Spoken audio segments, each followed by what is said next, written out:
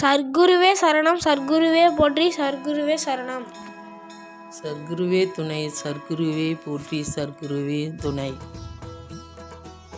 கணக்கம்பட்டி சாமி சர்க்குருவை வேண்டிக்கிட்டா எல்லாமே நல்லாயிருக்கும்.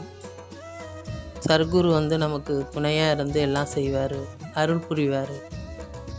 சர்க்குரு கடவுளாக நினைத்தால் கடவுள், அப்பாவாக நினைத்தால் அப்பா, சாமியாக நினைத்தால் சாமி. நான் போய் கும்பிட்டு வந்த ஒரு இதில் எனக்கு ரொம்ப நன்மை செஞ்சுருக்காரு.